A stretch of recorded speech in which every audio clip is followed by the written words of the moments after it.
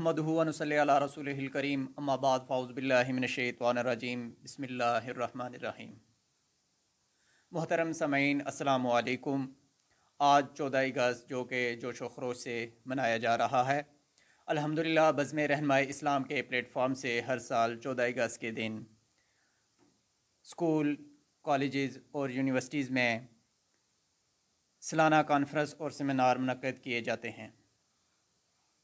आज का प्रोग्राम भी इसी सिलसिला की एक कड़ी है, जिसका मकसद नौजवानों के अंदर मुस्बत सोच और ख़ुद शनासी का मलका पैदा करना है, ताकि वो अपनी इल्मी, अमली और जहनी सलाहियतों को निखार कर इस्लाम और पाकिस्तान की तरक्की में भरपूर किरदार अदा कर सकें। तमाम तलबा और मुअज़्ज़िज़ीन इलाक़ा का मैं मशकूर हूँ कि जिन्होंने नौजवानों की हौसला अफजाई के लिए अपना कीमती वक्त निकाला। इसके साथ मैं प्रोग्राम का बाकायदा आगाज़ करता हूँ तिलावत कलाम से, और इसके लिए मैं दावत देता हूँ जनाब कारी मोहम्मद हनीफ़ साहब को। अऊज़ु बिल्लाहि मिनश शैतानिर रजीम।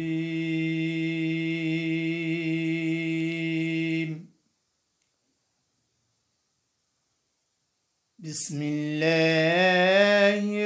रहमानिर रहीम।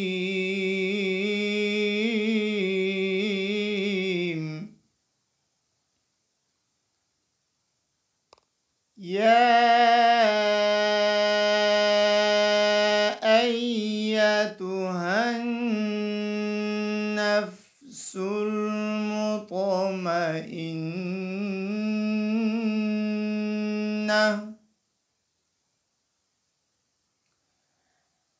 इरजिई इला रब्बिकी राज़ियतम मर्ज़िय्यह फदखुली फी इबादी वदखुली जन्नती।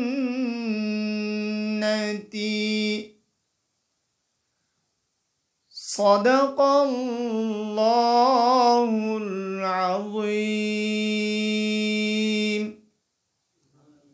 माशाल्लाह, ये थे हमारे कारी मोहम्मद हनीफ़ साहब। वो मुअज़्ज़िज़ थे ज़माने में मुसलमान होकर, हम खुआर हुए तारिके कुरान होकर। इसके बाद समाईन मैं दावत देता हूँ हम्द के लिए मोहम्मद साजिद। तेरे हैं हम, तेरे हैं, तेरे हैं हम, तेरे हैं, मौला जैसे भी हैं तेरे हैं। कोई न अपना मेहरबान, कोई न अपना मेहरबान, तेरे होके जाए कहाँ। और अल्लाह तेरे दर पे डेरे हैं, मौला जैसे भी हैं तेरे हैं, तेरे हैं हम, तेरे हैं, मौला जैसे भी हैं तेरे हैं। रोज़ क़यामत हो सुरख़रू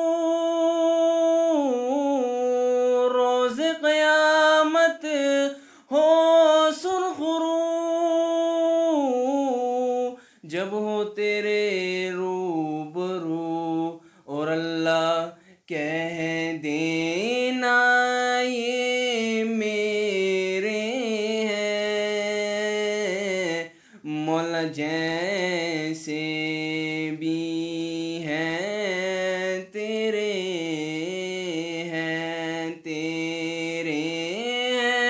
हम तेरे हैं, मौला जैसे भी हैं तेरे हैं। सल्लल्लाहु अलैहि वसल्लम। माशाल्लाह, ये थे मोहम्मद साजिद जो कि आपके सामने हम्द बारी ताला पेश कर रहे थे बहुत ही खूबसूरत आवाज़ में।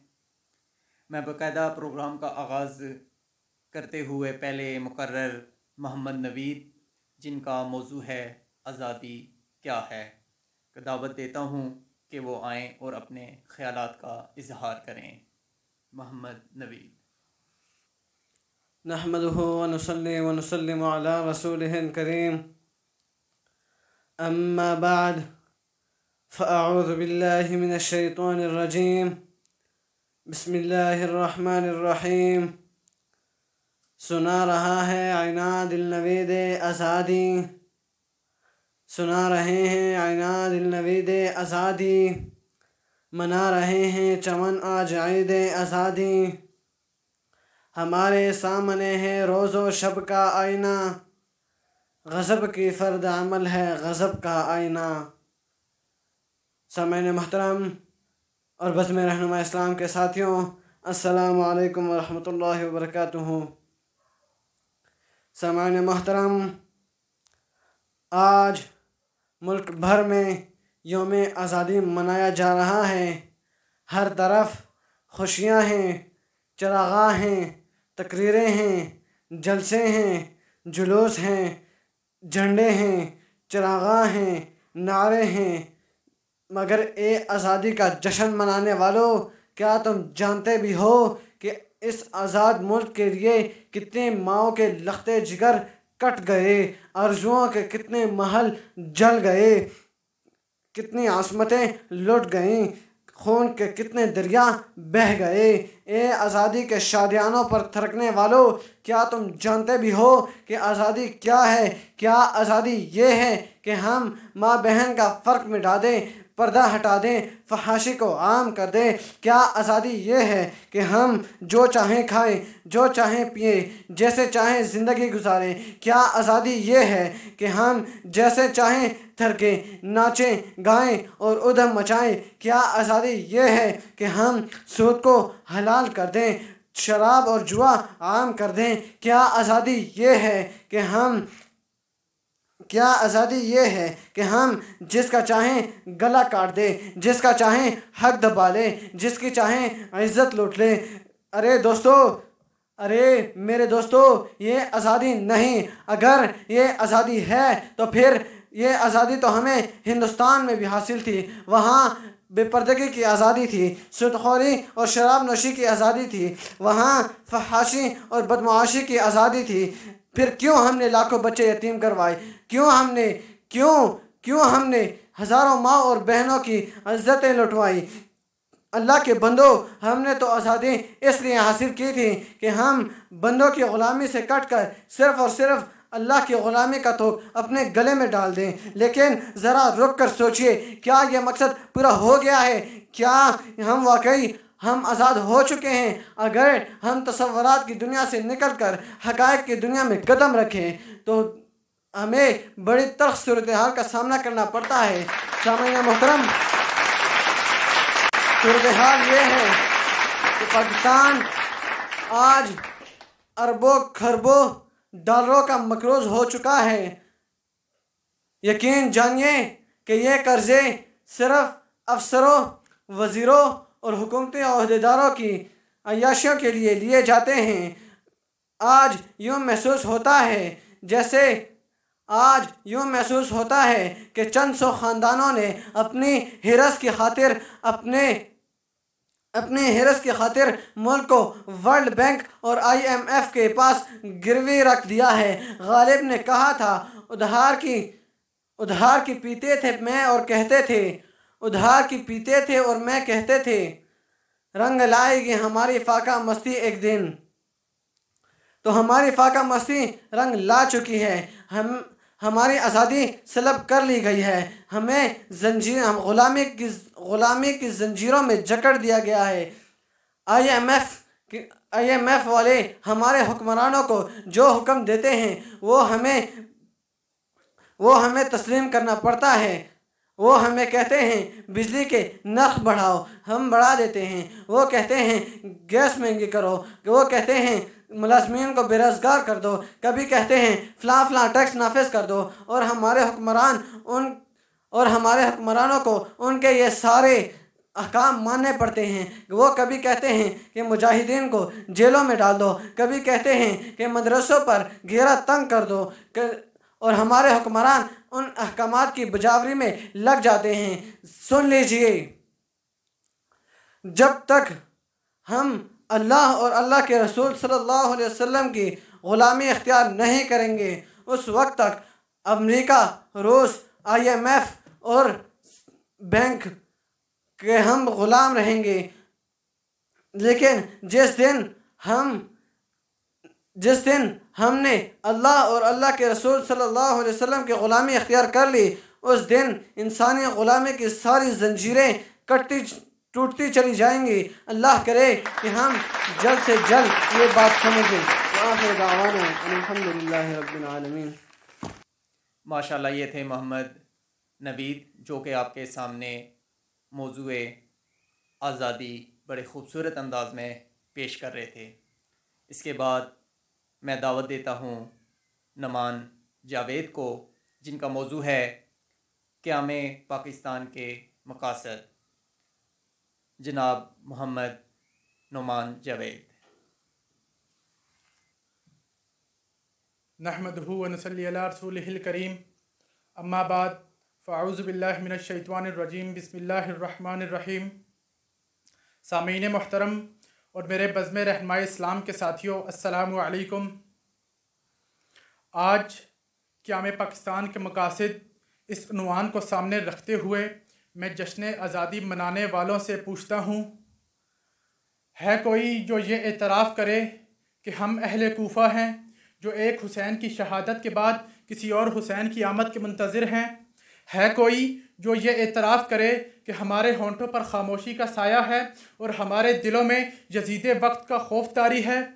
है कोई जो ये एतराफ़ करे कि हम अपने हुक्मरानों की पीठ पीछे तो उनकी बुराई करेंगे, लेकिन उनके सामने आते ही उनकी एक नज़र अनायत के लिए उनकी शान में कसीदे लिखेंगे, उनकी अज़मत के तराने गाएंगे? अरे अक़वाम आलम, तुम रेमंड डेविस की रिहाई पर इस कौम की खामोशी की बात करते हो। क्या तुम नहीं जानते कि खामोशी के गहरे सकूत में डूबी ये बेहिस कौम अमेरिका का आशीर्वाद हासिल करने के लिए उसे इस मुल्क का सरबराह तक बना सकते हैं? अरे तुम आफिया सिद्दीकी की कैद पर इस कौम की मुनाफ़क़त की बात करते हो। क्या दाम लगा कर देखो अक़वाम आलम, हम तो ऐवानों में लगी कायद की तस्वीर तक बेचने को तैयार हैं। अरे तुम इस मुल्क के टुकड़े टुकड़े होने की बात करते हो। क्या तुम नहीं जानते ये बेहिस कौम इन तमाम बुराइयों और इन तमाम मसाइल के बावजूद जुल्म की चक्की में पिसती आई है और पिसती रहेगी। सामीन मोहतरम, मैं एतराफ़ करता हूँ कि हम अहले कूफा हैं, जो एक हुसैन की शहादत के बाद किसी और हुसैन की आमद के मुंतज़िर हैं कि हमारे ही मुनसिफ का सर हमारे कुन नेज़ों पर बोलता है कि सुनने वालों यहाँ ना आना, ये करबला है, ये करबला है। ज़माने वालों, तुम्हारे मोहसिन ने जान दे दी, तुम्हारी खातिर सिसक कर तुम्हारी ही सोचों में जीने वाला तुम्हारे ही तीरों से मर गया। फनाफिल्लाह की तह में बका का राज मुज़मर है, फनाफिल्लाह की तह में बका का राज मुज़मर है। जिसे मरना नहीं आता उसे जीना नहीं आता। सामीन मोहतरम, आज जो खामोशी हमारे होंठों पर रक्स कर रही है, दर हकीकत वो खामोशी नहीं है बल्कि मुनाफ़िकत है। हाँ, हम मुनाफिक हैं कि कातिल, लुटेरे और वडेरे ना तो आसमान से उतरते हैं ना ज़मीन से उठते हैं, बल्कि ये आपके और मेरे रवैयों से जन्म लेते हैं। हम वो मुनाफिक हैं जहाँ मरने वाला भी मुसलमान और मारने वाला भी मुसलमान। हम वो मुनाफिक हैं जो अपनी मस्जिदों और दरबारों के खुदकश धमाकों को गैर मुल्की साजिश करार देते हैं, मगर हम ये भूल जाते हैं कि हमारी ही रगों में मजहबी इंतहा पसंदी सरायत कर गई है। हम वो मुनाफिक हैं जो सारा दिन जालिमों, वडेरों और जागीरदारों के खिलाफ तकरीरें करते रहेंगे, लेकिन रात के अंधेरे में अपने तकिए में मुंह देकर जालिम, वडेरा और जागीरदार बनने के ख्वाब देखते हैं। हम वो मुनाफिक हैं जिनकी बेटी अमरीकी अदालतों में इंसाफ की भीख मांगती है, मगर हमारे नौजवान रक्स और सुरूर की महफिलों में मगन है। ये रवायत है इस कौम की, बुलाकर मार देती है। ये बदकिस्मत अपने पैगंबर मार देती है। हम जैसा कोई जालिम और जाबिर ना होगा। हम अक्सर अपने पालने वालों को मार देते हैं, अदा करते हैं उसका शुक्रिया जो फूल देता है। हम फूल लेकर उसे पत्थर मार देते हैं।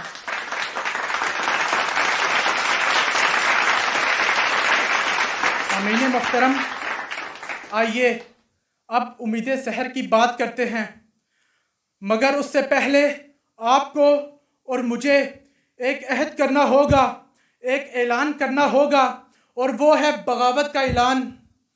बागी हूँ मैं, बागी हूँ इस दौर के रस्म व रिवाजों से, इन तख्तों से, इन ताजों से, जुल्म की कोख से जो जनते हैं, इंसानी खून पर पलते हैं, नफ़रत की जो बुनियादें हैं, खूनी खेत की खाते हैं।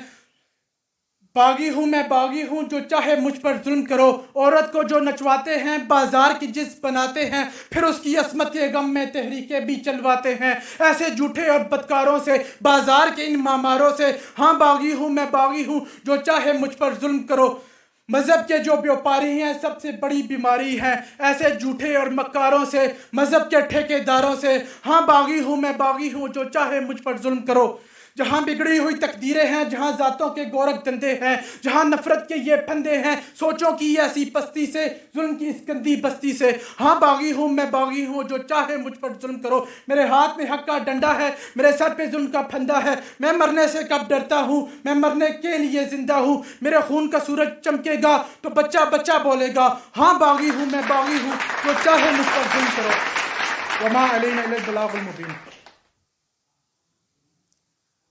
अज़ल से रच गई है सर बुलंदी अपनी फितरत में, हमें सर कटवाना तो आता है, झुकाना नहीं आता। ये थे एडवोकेट मोहम्मद नुमान जावेद जो अपने ख़यालात का इजहार कर रहे थे। प्रोग्राम के इस सिलसिले को आगे बढ़ाते हुए मैं दावत देता हूँ मोहम्मद साजिद को, जो कि क़याम पाकिस्तान के मक़ासद पर अपने ख़यालात का इजहार करेंगे। जनाब मोहम्मद साजिद। नहमदुहु व नुसल्ली अला रसूलिहिल करीम, अम्मा बाद, फ़अऊज़ु बिल्लाहि मिनश शैतानिर रजीम, बिस्मिल्लाहिर रहमानिर रहीम। मेरे वाजिबुल कदर असातिज़ा इकराम और मेरे बज़्म रहनुमा इस्लाम के साथियों, अस्सलामु अलैकुम व रहमतुल्लाहि व बरकातुहू। आज मुझे जिस मौजू पर लबकुशाई करने का मौका मिला है वो है आज का नौजवान। इकबाल तेरे शहीं का क्या हाल सुनाऊं, इकबाल तेरे शहीं का क्या हाल सुनाऊं। बेबाकियो हक गोई से घबराता है मोमिन, किरदार का, गुफ्तार का, अमल का मोमिन। कायल नहीं ऐसे किसी जंजाल का मोमिन, सरहद का है मोमिन तो कोई पंजाब का मोमिन। ढूंढे से भी मिलता नहीं कुरान का मोमिन। जनाब सदर, क्या आज का नौजवान इकबाल का शहीं कहलाने के लायक है? जी नहीं, आज का नौजवान इकबाल का शहीं कहलाने के बिल्कुल भी लायक नहीं। इकबाल जैसे अजीम शायर का शहीन बुलंदियों रिफ़तों के लिए सरगर्दां, लेकिन आज का नौजवान उसे अपनी ताकत गुफ्तार पर नाज, लेकिन बात करने का सलीका नहीं। ये उन नौजवानों को इकबाल का शहीं करार देते हैं जिन्होंने अपनी तहजीब को खुद लात मारी, मगरबी तहजीब को अपनाया। ये क्या जाने सकराते शहर ने जहर का प्याला क्यों पिया। हज़रत बिलाल हबशी का तपती रेत पर अहद अहद की सदा लगाने के पीछे राज क्या था। तारिक बिन जियाद कश्तियाँ जलाने का हुक्म क्यों देते हैं। मोहम्मद बिन कासिम सिंध जैसी निखलिस्तान की फतह को अपने लिए कैसे मुकद्दर करते हैं। जनाब सदर, इकबाल के शहीं की परवाज़ आसमानों पर होती है, मगर ये नौजवान मुंह से सिगरेट के धुएं के मरहोले उड़ाते, लटकते मटकते अपने आप को फिल्मी हीरोज समझते हैं। अज़ान के वक्त ये नौजवान मसाजिद के बजाय इंटरनेट क्लबों का रुख करते हैं। तिलावत कुरान पाक से डिस्टर्ब होने वाले ये नौजवान वॉकमैन पर माइकल जैक्सन के गाने लगाकर ऐसी चाल चलते हैं जिनको देखकर नाजरीन को शर्म आ जाए। इनकी ज़िंदगियों में ना तो इनका कोई मकसद है और ना ही अपनी ज़िंदगी में बड़ा काम करने की चाहत है। इनकी ज़िंदगी में हर तरफ अंधेरा है, हर तरफ गश्तो गुमार है। ये चांद और मरीख पर जाने की बात तो क्या करें, ये बगैर राकेट के जहाज बने फिरते हैं। जनाब सदर, ये नौजवान इकबाल की शायरी को क्या समझेंगे। ये इकबाल की शायरी को इम्तिहान पे चॉइस पे छोड़ आते हैं और इन्हें तो मगरबी तहजीम तमद्दन से प्यार है और ना ये शजर पे वस्ता हैं और ना ही इनसे बहार की उम्मीद और ना ही इनसे कलीम का सलीका और ना ही इनसे खलील का करीना। मुसव्वर पाकिस्तान ने इन नौजवानों से फरमाया था, जिनको आता नहीं दुनिया में कोई फ़न तुम नहीं है जिस कौम को परवाए नशीमन तुम हो बिजलियाँ जिसमें असूदे खिरमन तुम हो, बेच खाते हैं जो असलाफ के मदफन तुम हो, वमा अलैना इल्लल बलागुल मुबीन। माशाल्लाह, ये थे मोहम्मद साजिद जो कि अपने ख़यालात का इज़हार कर रहे थे। दुनिया में दो ही ठिकाने हैं आज़ाद मनश इंसानों के, या तख्त जगह आज़ादी की या तख्त मकाम आज़ादी का। इसी सिलसिला को आगे बढ़ाते हुए और अपने आखिरी मुकर्रर को मैं दावत देता हूँ, जनाब अब्दुल मतीन, जो कि क़याम पाकिस्तान के मकासद पर अपने ख़यालात का इजहार करेंगे। अब्दुल मतीन। बिस्मिल्लाहिर्रहमानिर्रहीम। सामईन मोहतरम और मेरे बज़्म रहनुमाए इस्लाम के साथियों, अस्सलामु अलैकुम वरहमतुल्लाहि वबरकातुहू। आज अगर हम पूरे मुल्क को गौर से देखें तो हमें हर तरफ एक सब्ज़ा सब्ज़ा नज़र आ रहा है, हर तरफ हमें एक ग्रीनरी नज़र आ रही है। पूरे मुल्क के अंदर हमें हर तरफ झंडे झंडियाँ लहराते हुए नज़र आ रहे हैं। किसी जगह पे कोई सेमिनार किए जा रहे हैं तो किसी जगह पे खून को गरमा देने वाली तकरीरें हो रही हैं। लेकिन इन सब से हटकर अगर हम देखें तो आज पाकिस्तान की पूरी कौम की आंखों के आगे एक पर्दा डला हुआ है। वो पर्दा ये है कि पाकिस्तान हमसे क्या डिमांड करता है। आज हम पाकिस्तान के अंदर ज़िंदगी तो गुजार रहे हैं, हम पाकिस्तान में अपनी मनचाही ज़िंदगी तो गुजार रहे हैं, लेकिन पाकिस्तान हमसे क्या डिमांड करता है कि किन असूलों कवायद और ज़वाबित के मुताबिक ज़िंदगी गुजारी जाए। पाकिस्तान आज के इस दौर के अंदर पाकिस्तान के हर एक फ़र्द से मुतालबा करता है कि इस पाकिस्तान के अंदर निज़ाम ला इलाहा इल्लल्लाह को नाफिज किया जाए, कि जिसकी बुनियाद के ऊपर इस वतन को हासिल किया गया था, जिसकी बुनियाद पर पाकिस्तान को बरसगीर से अलग किया गया था। आज पाकिस्तान हमसे मुतालबा करता है कि पाकिस्तान के अंदर निज़ाम ला इलाहा इल्लल्लाह को नाफिज किया जाए।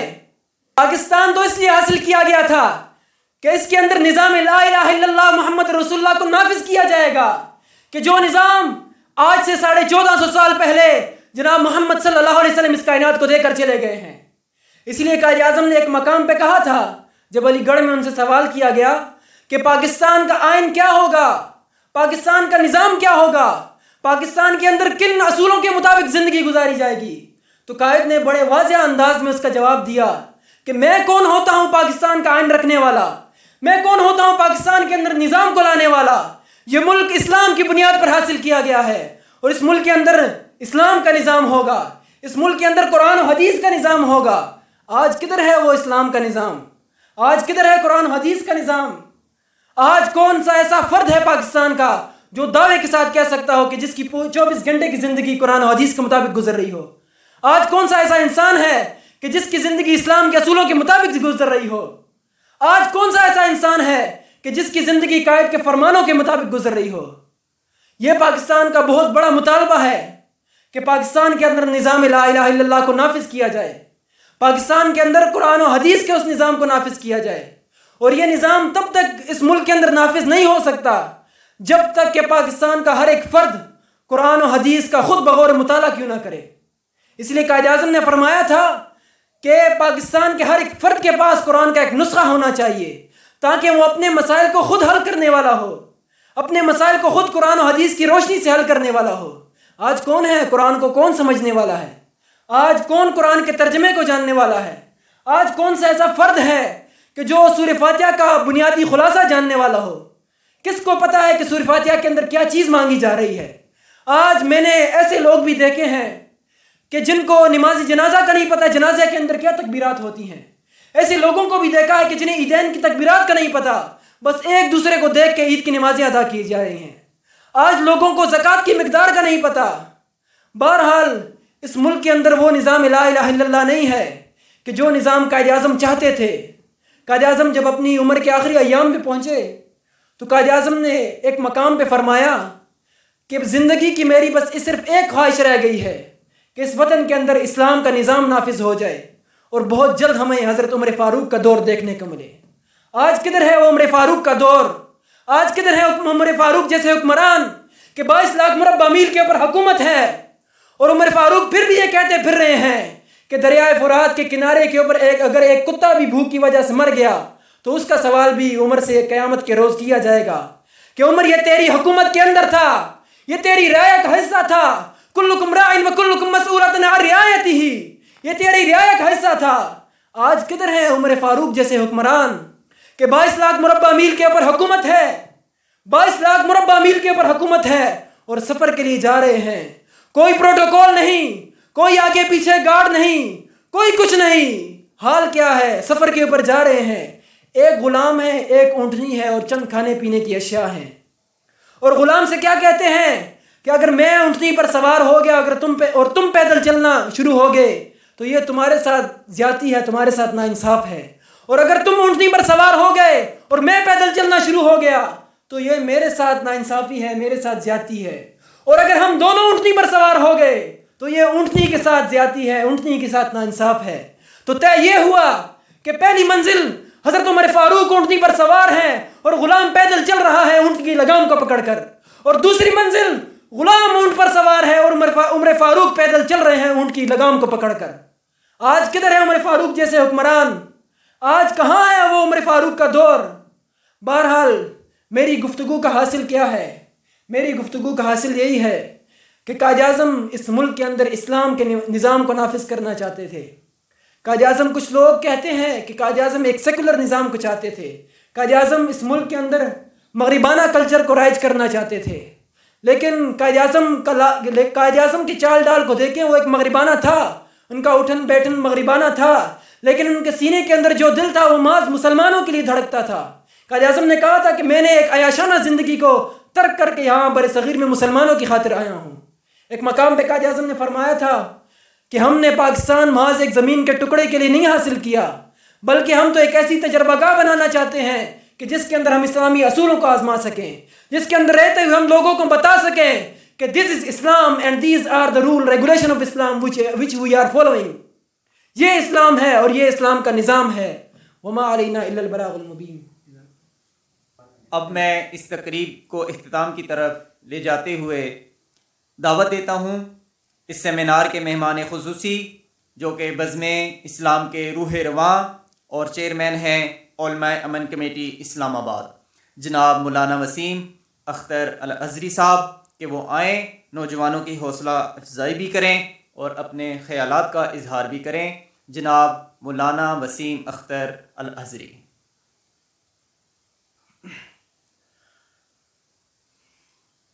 नहमदुहु व नुसल्ली अला रसूलिहिल करीम, अम्मा बाद, फ़ाऊज़ु बिल्लाहि मिनश शैतानिर रजीम, बिस्मिल्लाहिर रहमानिर रहीम, व मा खलक़तुल जिन्ना वल इंसा इल्ला लियअबुदून। अमल से ज़िंदगी बनती है, जन्नत भी जहन्नम भी। ये खाकी अपनी फितरत में ना नूरी है ना नारी। सबसे पहले तो मैं बज़्म रहनुमाई इस्लाम के जो अहबाब हैं इनका शुक्रिया अदा करता हूँ, और जो यहाँ मुअज़्ज़िज़ीन महफ़िल है उनका, कि उन्होंने नौजवानों की हौसला अफजाई के लिए अपने कीमती औकात में से कुछ घड़ियाँ इस महफ़िल के लिए वक्फ़ की। मेरा रब अपनी बारगाह में ये जो अल्फाज हैं, ये जो नौजवानों के ख़यालात, ज़री ख़यालात थे जो मुल्क पाकिस्तान के हवाले से और इस्लाम के हवाले से इस महफ़िल के गोश गुज़ार किए, रब से दुआगो हूँ कि मेरा रब अपनी बारगाह में इसको कबूल व मंजूर फरमाए। मैं ये बात कहना नहीं चाहता था और ना ये मेरा मिजाज है। यकीन करें, बाज़ ऐसे अल्फाज, ऐसा दर्द दिल देखकर आंखों से आंसू जारी हुए कि मेरा और दिल से ये दुआ निकली कि ऐ मेरे प्यारे मौला, ऐ रब्बे कायनात, इनको इनकी जो सलाहियतें हैं, जो ये मुस्बत सोच है, इसको मुआशरे के लिए भी बेहतरीन और कारआमद बना और इस्लाम और पाकिस्तान की तरक्की और कामयाबी के अंदर इनको इस्तेमाल होने का ज़रिया बना कि जिनकी वजह से कामयाबी इनका मुकद्दर बने और ये मुल्क पाकिस्तान के लिए कामयाबी का ज़रिया बने। एक छोटी सी बात अर्ज़ करके उसके बाद अपनी बात समेटूँगा, क्योंकि बहुत ही अच्छे अल्फाज और ख़यालात में एक मौसर पैगाम आपके सामने आ चुका है। एक शख्स बैठा हुआ था तो भिखारी बना हुआ, तो एक शख्स उसके पास से गुज़रा तो ये उससे मांगने लगा। तो वो शख्स उस भिखारी को कहने लगा कि तुम्हें खुद पता है कि जिस संदूक के ऊपर तुम बैठे हुए हो ये कितना कीमती है और इसके अंदर क्या है। भिखारी जो है वो कहने लगा कि नहीं, मेरा जहन तो नहीं, इस हवाले से मैंने कभी नहीं सोचा। तो उस बंदे ने जो है उस भिखारी को ये कहा कि संदूक को एक मर्तबा खोल के तुम देख लो। अब जब वो चला गया तो उसने जो है वैसे ही गैर इरादी तौर पर जब उस संदूक को खोला तो उसके अंदर जो है वो ख़जाना पड़ा हुआ था और ये टके टके का खुद जो है मोहताज बना हुआ था लोगों का। तो ये जो चीज़ है कि इंसान की जो कामयाबी है, जिसको कुरान पाक के अंदर भी आता है, वइज़ा सअलका इबादी अन्नी फ़इन्नी करीब, कि जब ये तुमसे सवाल करें है नबी मेरे बारे में तो तुम ये कहो इनको कि मैं तो इनके करीब हूँ। बल्कि फरमाया कि अफ़ला तुबसिरून, कि तुम अपने आप वफ़ी अनफुसिकुम अफ़ला तुबसिरून, अपने नफ्सों के ऊपर गौर क्यों नहीं करते कि मैं तो तुम्हारे अंदर मौजूद हूँ।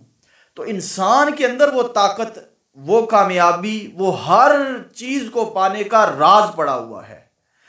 यहाँ जो प्लेटफार्म बज़्म रहनुमाई इस्लाम है ये उसी की तरफ रहनुमाई का एक ज़रिया है कि अल्लाह करे कि हमारी ये अदना सी अदना जो काविश है ये नौजवानों को खुद शनासी और ख़ुददारी के ऊपर खड़ा होने पर मजबूर कर सके और इनको मुआशरे का बेहतरीन फ़र्द बना सके, ताकि इनका वजूद मुल्क पाकिस्तान के लिए भी और अहले इस्लाम के लिए भी बाइस रहमत साबित हो। तो मैं अल्लाह से दुआ गो हूँ कि अल्लाह रब्बुल इज़्ज़त हमें ये जो महफ़िल है, ये जो प्रोग्राम जो 14 अगस्त के हवाले से मुनक्कद किया गया है, मेरा रब इसको अपनी बारगाह में कबूल मंजूर फरमाए और जितने भी अहबाब जिन्होंने इसके अंदर शिरकत की और वो नौजवान जो चाहने के बावजूद हाजिर ना हो सके, उनके लिए भी मेरी दुआ है कि अल्लाह पाक उनको भी कामयाब फरमाए और ख़ास तौर पर इनको जिन्होंने अपने ख़यालात का इजहार किया और जो अहबाब जो इस प्रोग्राम में शरीक हुए, अल्लाह पाक इनका आना अपनी बारगाह में कबूल व मंजूर फरमाए। जज़ाकुमुल्लाहु खैर।